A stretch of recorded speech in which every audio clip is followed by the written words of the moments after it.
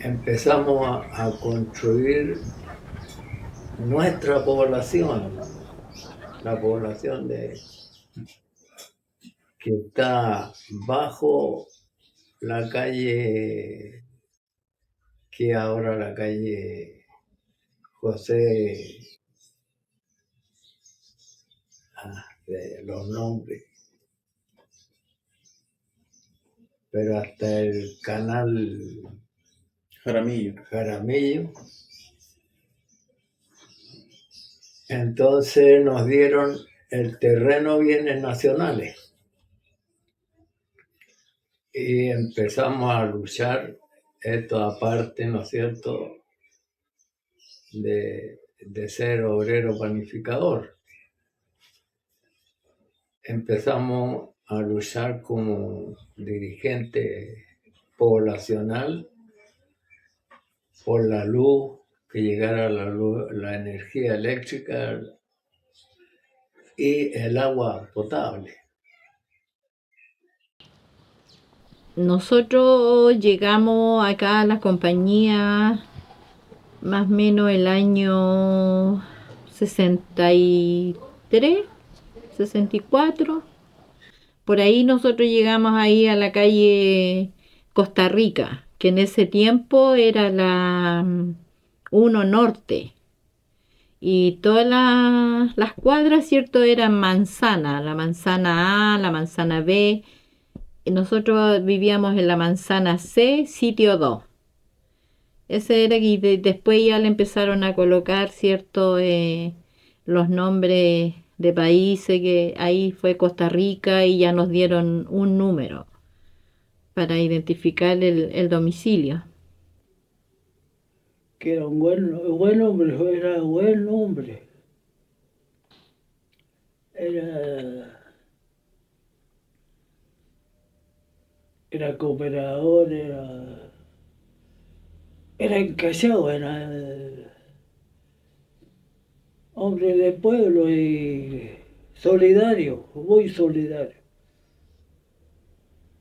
La última calle que ya después se empezó a poblar un poquito más, pero la última calle que había era la Gaspar Marín, que cuando ya le empezaron a colocar nombre, ¿cierto? La Gaspar Marín se llamaba Vladimir Lenin. Ese era el nombre de la calle Gaspar Marín que es ahora. Todas las ciudades tienen calles, todas tienen plazas, todas tienen casas que el tiempo termina confundiendo unas con otras. Pero hay algunas puertas que guardan algo distinto, guardan la memoria.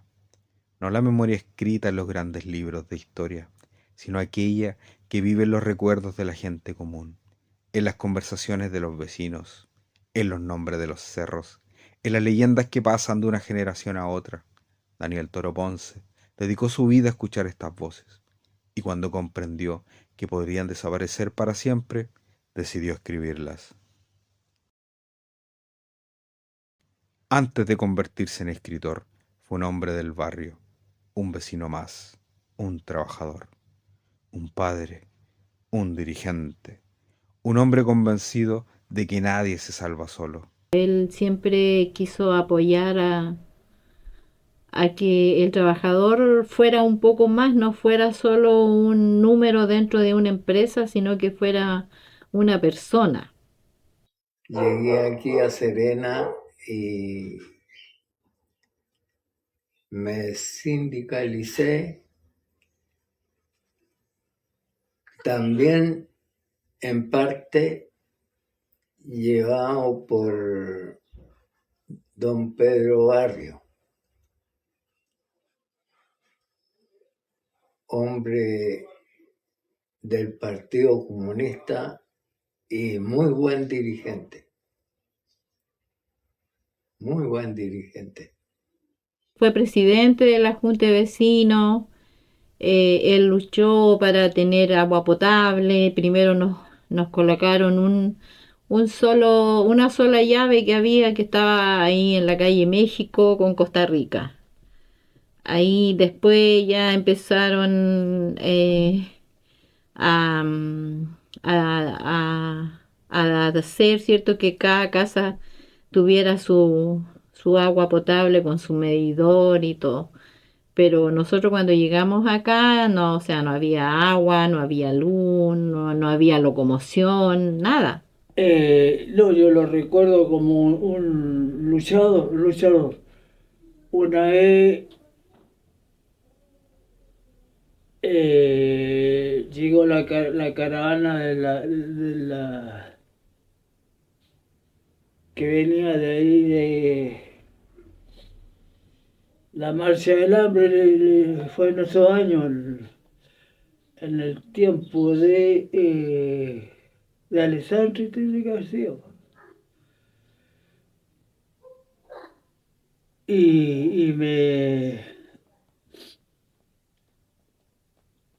Yo fui a mirar porque hubo mucha conmoción que venía la marcha de la población no me acuerdo cómo se llama, el mineral que hay de Andacoyo, de manganeso, de ahí venían a pie y iban a llegar a la plaza, a la intendencia.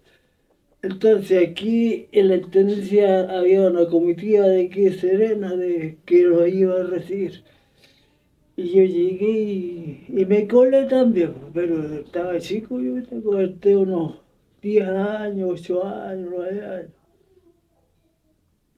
Y me fui a meter. Y quedé justo donde él estaba con otro tío, mi tío Carlos. Y echándole su al intendente, pues toda la gente echando cómo son las marchas.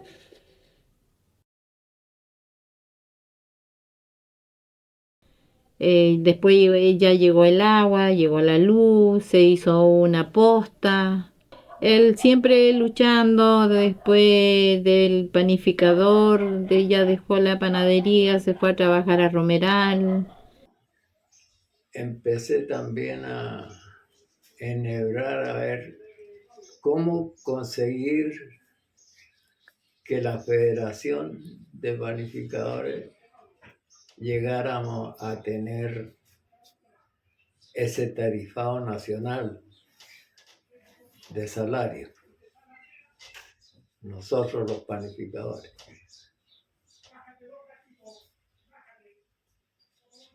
Y sucedió después, ¿no es cierto?,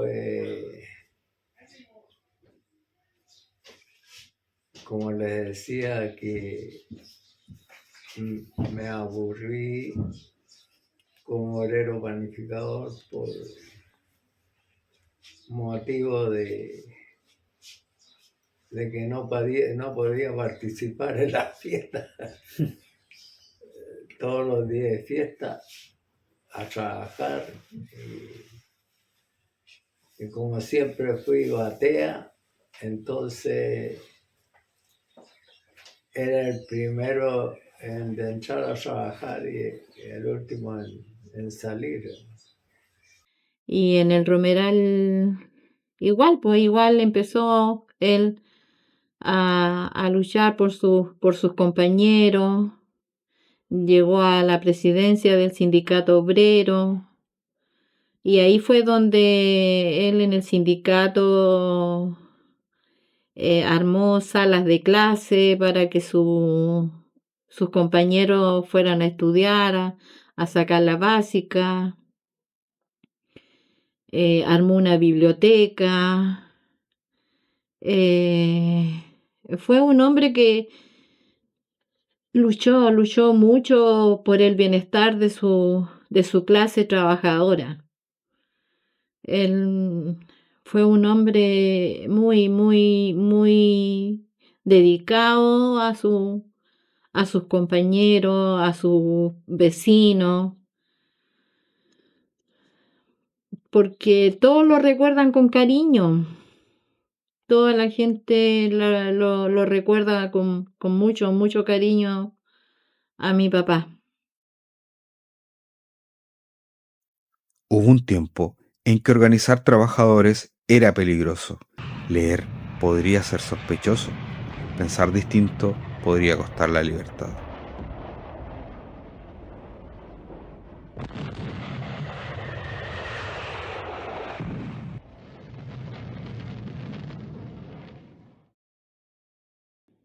también tuvo una vida muy sufrida, ¿ya? Y muy al margen de lo que se conoce como normal, ¿ya? Porque aparte de su arte literario, ¿ya? Él ¿cómo se llama? Trabajó mucho con los sindicatos, ¿ya?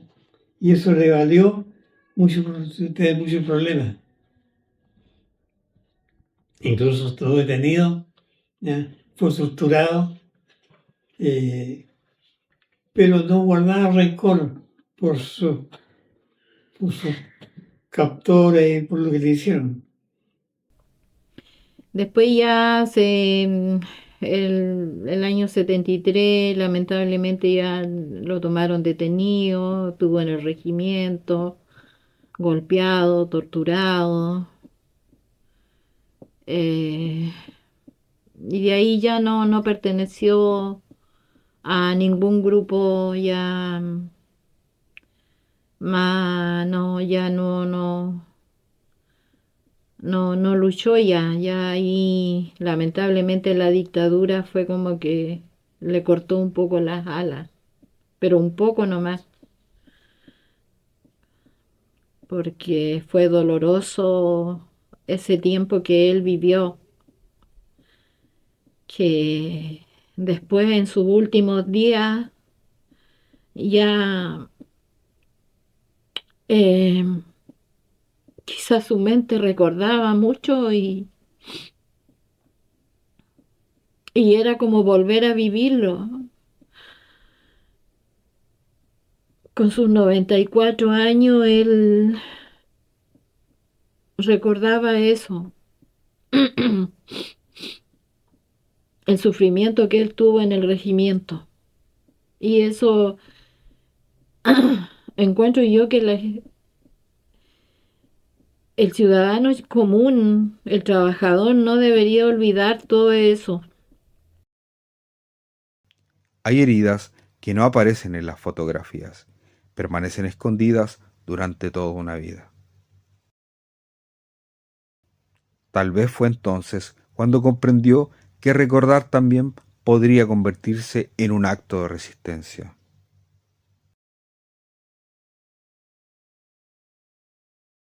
Eh, Hablar de Daniel Toro Ponce, en realidad hay que hablar de una familia, de varios hermanos que se han dedicado a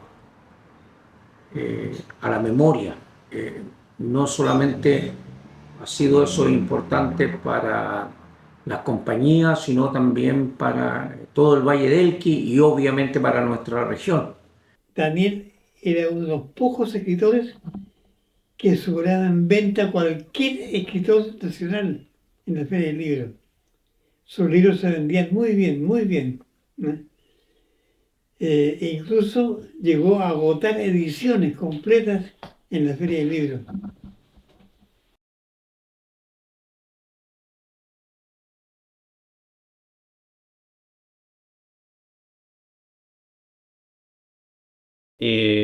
Un hombre muy calmo, pero con una convicción tanto política como social bastante marcada, ¿no? Eh, muy fiel a sus principios que pregonaba y que también lo podemos ver también en sus escritos, ¿no? Creo que fue un pilar fundamental, por cierto, para que nosotros pudiéramos seguir haciendo el proyecto y bueno, seguir adelante con lo que se hizo. Y ahí se dedicó a escribir. Empezó escribiéndonos a nosotros acróstico con el nombre, poemas, historia, y ahí fue armando sus libros, sus leyendas, sus cuentos, su historia. Y después se fue a Vicuña, cuando ya salió de su vida laboral, ¿cierto? se fue a disfrutar de su valle de Elqui. Y allá igual, también allá empezó en la Sociedad de Artesanos de Vicuña, fundó la Elqui al Mar, eh, grupo de personas de allá que escribían, hicieron un librito que lo editaban una vez al mes, El Terral. Ellos hablan de la memoria y la memoria significa que están haciendo historia. Y al hacer historia también están agrandando el patrimonio tangible e intangible de nuestra región. Por eso yo creo que el aporte de don Daniel creo que ha sido importante. Creo que él nos hace pensar, nos hace poner al día en cuestiones patrimoniales, en rescate de lo invisible, ¿ah? De lo que la verdad es que de alguna forma el centralismo no nos deja existir, no nos deja tomar nuestras propias opiniones, y yo creo que toda esta saga de memoristas, ¿no?, son muy importantes porque hablan desde los hechos, tal como lo hizo Heródoto, hablan desde los hechos, de la relación directa con las personas que vivieron situaciones y hechos, y especialmente en las compañías, que es un sector tan significativo, yo diría, para el etos regional. Daniel era un pozo sin fondo, ¿ya? Tenía capacidad de recrear y de recordar cosas que por sus 95 años que llegó a tener, ¿ya?, recordaba muy bien, tenía muy buena memoria, excelente. Así que todo lo que él escribió, lo escribió con esa capacidad de recordar a la perfección, ¿ya?, hechos, fechas, todo eso.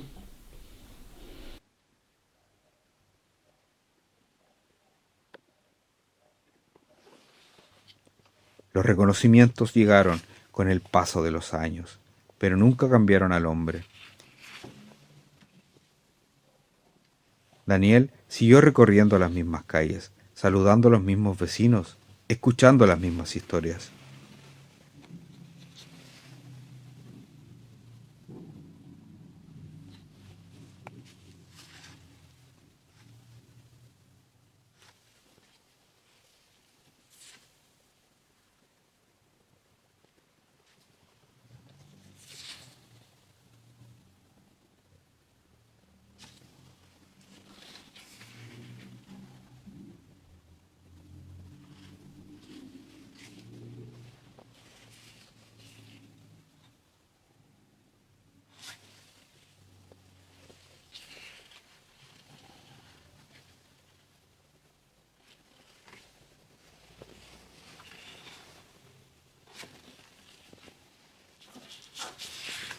Quizá porque entendía que el verdadero reconocimiento no cuelga de una pared, vive en la memoria de las personas.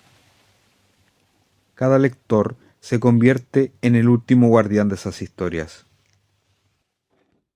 Con don Daniel se generó una mística distinta a los otros invitados, más que por un tema quizás de cercanía propiamente tal.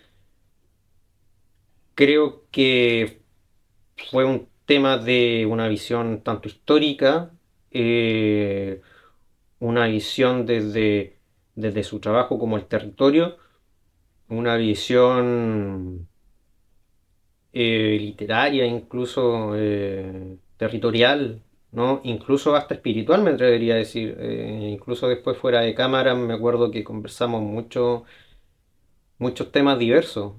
Y era no sé, era como sentarse con un viejo sabio en el fondo, ¿no?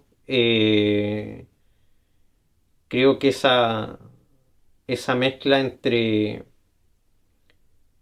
una calma y la certeza, creo que hizo que fuese algo especial y creo que llegó en el minuto preciso, ¿no? Estábamos en esa búsqueda y todas esas cosas fueron calzando. Nosotros no nos dimos cuenta después con el tiempo propiamente tal, pero en su minuto no dimensionamos aquello. Creo que lo fuimos dilucidando a medida que iban pasando los días y los meses, cuando ya nos sentamos con el equipo a decir, oh, tenemos este material. Y sí, varias sincronías que todavía hasta el día de hoy, en el caso mío particularmente, todavía sigo dilucidando. Sean todos bienvenidos a la segunda edición de Panteón Urbano, el podcast. Esta tarde tenemos también un excelentísimo invitado. Él fue maestro panificador, dirigente de la mina El Romeral y también escritor, autor de varios libros, entre los cuales figura Historias de la Serena, Leyendas del Valle del Elqui, Las Andanzas del Abuelo Pedro, entre otros. Queríamos darle bienvenida a este espacio a don Daniel Toro Ponce. Don Daniel, bienvenidos a Panteón Urbano. Bueno, lo único que les puedo decir es que escribir, yo no soy escritor. Y es un hobby nomás que tengo. Nada más. Me gusta escribir. Como me gusta leer, libro que cae en mis manos yo me lo devoro. Pero eso tengo de muy pequeño. Me gustó leer. Y pienso que voy a añadir algo más. Pienso que en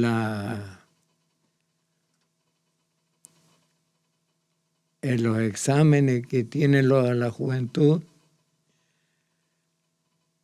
es donde falla más en la comprensión de lectura.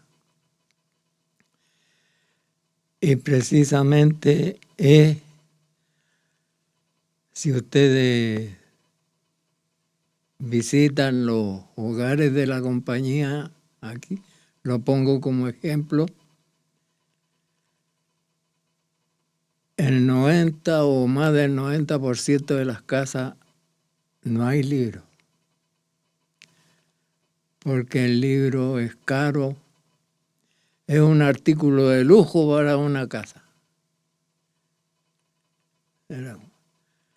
Y si no hay libro, el niño no se siente atraído. Y creo que eso es lo que le falta a este país. Abaratar los costos de publicación para que la mayor parte tenga acceso a leer.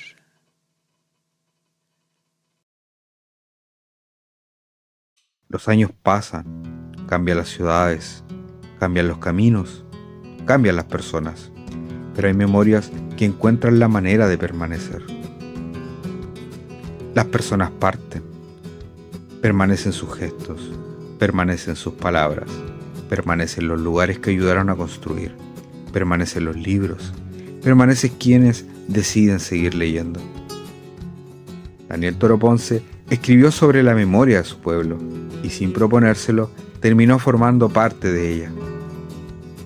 Mientras existe alguien dispuesto a abrir uno de sus libros, Daniel seguirá caminando entre nosotros.